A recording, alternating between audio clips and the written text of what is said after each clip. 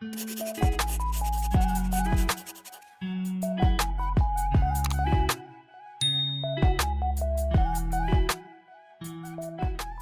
guys, welcome back to my channel. It's All That Jazz. Today I'm pregnant, so y'all getting a video from the whole bed right now.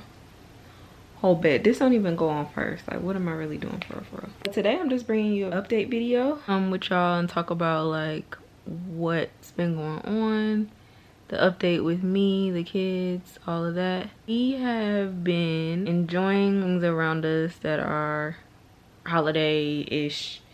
You know, we went to my friend's house to build a gingerbread house, so that was them breaking it and eating the icing off of their fingers, so that was fun for them. Who does their makeup like this? But this is just real life. When you're pregnant, you improvise and you try not to draw completely new eyebrows on. You just want to do a little quick shape up and go on about your way.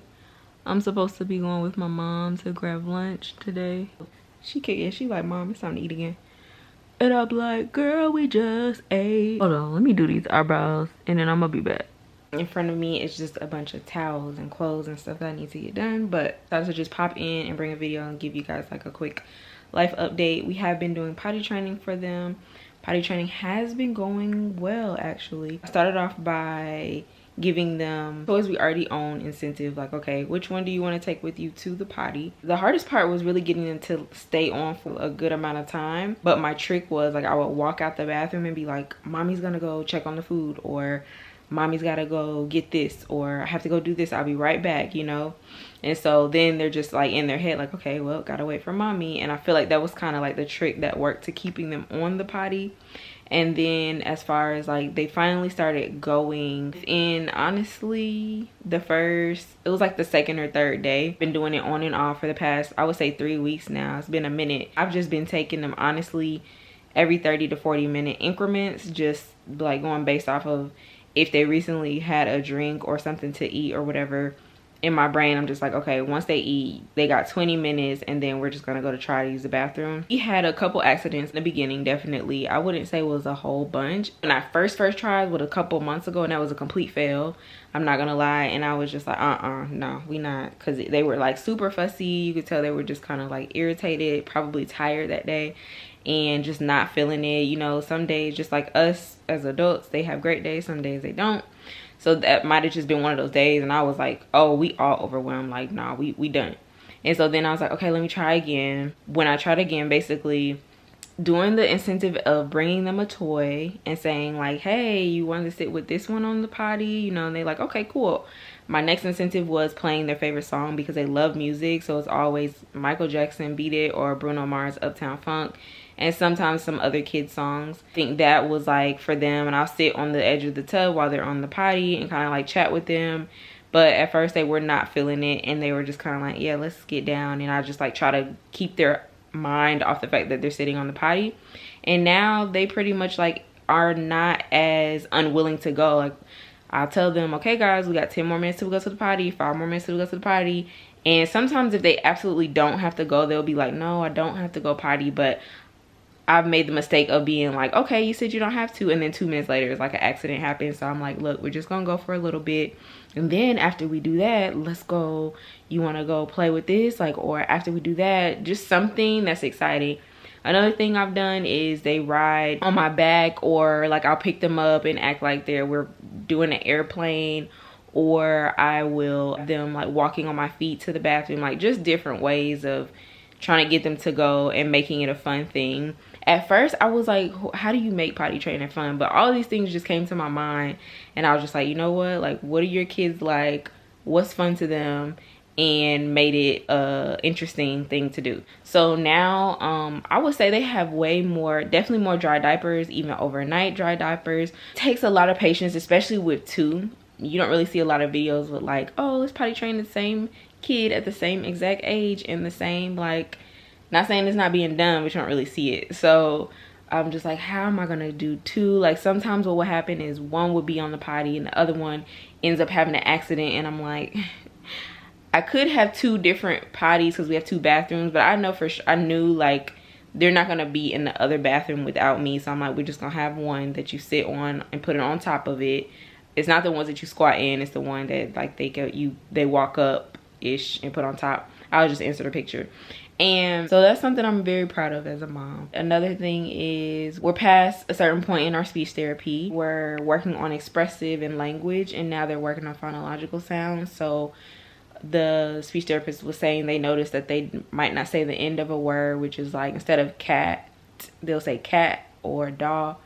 And my husband swears because we from Atlanta, and I'm like, no, that's not it. But basically just trying to make sure they're saying the whole word or using the right sounds for, like, instead of soccer, they might say talker or something like that. But they've improved so much from, it's been 6 months, so we're below score and now they're average and passing, and I would say like really close to actually being above average. But the numbers look so good. I do have a video coming up in which, like I said, we want to go the homeschool route, but I'm not sure where or what we're gonna do. So I still want to prep them whether they go to preschool or whether they stay home with me. Still kind of know some things, and like I said, they know some numbers, they know colors, and they know a little, like a couple letters. But I really want to strengthen them knowing the letters, but no pressure. None of this I'm like trying to be like, hey, we need to know this, this, and this, because they're only 3. Like, they're not like 7, 8, 9 years old. Just taking it real slow, real light. But a lot of times I do let them independently play, or we're going somewhere, a friend's house, or we're just out picking up, you know, doing like day-to-day things that we have to do, cleaning, getting groceries, stuff like that. But like I said, I'm gonna start implementing actual activities into our day and our routine. I love that they're just growing independently, becoming their own selves and having their own opinions and their own sayings and just doing them. Like, I really love to see that. That's the next step in our like home life right now. As far as like stay-at-home mom, if you guys haven't, go ahead and check out the video that is about the pros and cons of being a stay-at-home mom.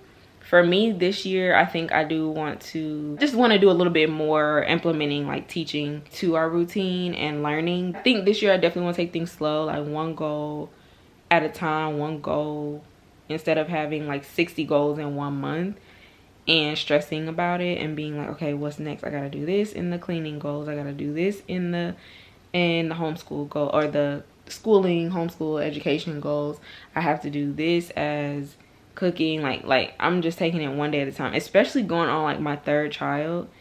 I'm trying to slow my brain down and live intentionally, but still grow my channel, still work on social media, because that is something that I enjoy doing, creating content. But I think I'm just going to, and I'm not saying like, I don't think I'm gonna pull back. I think I'm just gonna be like, this is real life, this is what it is. Like, this is my prime example of how, like, in my brain I'm like, oh, I gotta like have a full face of makeup on, and I have to like sit down on the couch or sit down where I usually sit at and record. And in my brain I'm just like, but why? Like, you don't really have to, like, you know, just having these chill vibe conversations with you guys and updating you, or telling you like our intentions or what's been going on. And otherwise, if everything has to be perfect, like, content won't be made. And as I look at other creators, I'm like, everything, like, it's just not reality for everything to be like, okay, so structured, you know. And I think I'm trying to work on accepting what is, and not necessarily being chaotic, but just having like one goal at a time and calming my brain down, because it's too much going on in there. It's too much going on, and then I get overwhelmed, and then that overwhelmedness goes into my family life, or goes into my anxiety or my worries or my concerns. And yeah, that's hard to do when I'm pregnant. Like, that, it's a different level, I'm not gonna lie. But just being like, let me breathe and take things literally one day at a time. Like, that's the motto this year, one day at a time. I actually want to live a slow life, slowly work on minimizing the things that we have, as far as like that we don't even use and it's just collecting dust. Because y'all, when I tell y'all, one of our bathrooms literally has a plant in it, a plant in the corner, towels, a little bit of decoration. It is so easy to maintain. It is so easy to clean. If you watch my cleaning video as well, insert that here. You know, some stuff under the sink that could be better organized, but like, everything, just keeping it simple as I get older, it's just like, do I really need that? Like, it's not even. And then trying not to think in a mindset of lack, in mindset of like what I have everything that I need, is really like, wow, because this is fine. Like, I do want to decorate. Like, something else I want to do. I'm in a season of where I want more and we want more, but it's teaching me a lot to just be okay with what I have, and not in a settle way, but just in a like, this is where you're at, and keep it simple. Because if you have more, that means you have to do more, you know, and you have to keep up with more. And just trying to keep it calm, cool, and collected, even though that's not how my brain operates every day, is the goal. Could go for like for any mom. Like, I think a lot of moms, a lot of dads, all of us people just need to really slow down. And I think the state that our economy is in right now is teaching us to like slow down and like not move fast in a way. But then on the other end is teaching us like, gotta have this, gotta have this, you gotta have 2 jobs and a side hustle, otherwise how you gonna make it, how you gonna have this, how you gonna have that. And it's just like, just chill, just breathe. Like, that's my goal. That's my word for the year, is breathe, y'all. I think that this year was a whirlwind. It was a whirlwind, if I can describe it in one word. It had, looking back and reflecting on my pictures, it had a lot of so many great moments, but it also taught me to trust God, and it also taught me to chill, honestly. Definitely having another baby was a shocker, and not what we expected at all. Like, if you told me like, girl, because people will actually always say that and be like, yeah, y'all might have, and I'd be like, girl, stop playing, we found another kid. And it was like, nah, sis, like, you really are gonna have another kid, a whole nother baby. Actually reading this book also, just randomly throwing this, it's called When You're Ready, This Is How You Heal. When I say this book is, I don't think I've read through a book so fast. Like, I'm almost halfway there. It's just really inspirational. You would think like, oh, it's teaching you how to heal, but not necessarily, because healing is a journey, and like, everybody's healing from something different. So it's not necessarily like, oh, this is how you heal from grief, this is how you heal from, you know, bullying, this is how you heal from such and such specific. It's just, this is how you heal.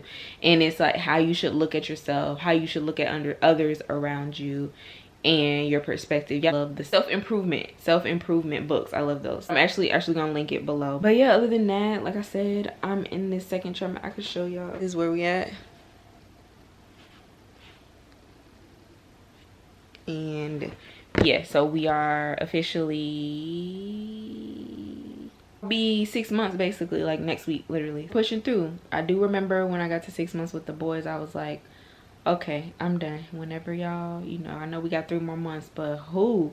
So I'm kind of starting to get to that point. I'm trying to just keep pushing, but I can tell that energy, that second trimester energy is absolutely slowing down. Like, it's just like, yeah, we creeping on into the 3rd trimester. Like, we definitely are. That sums up this video.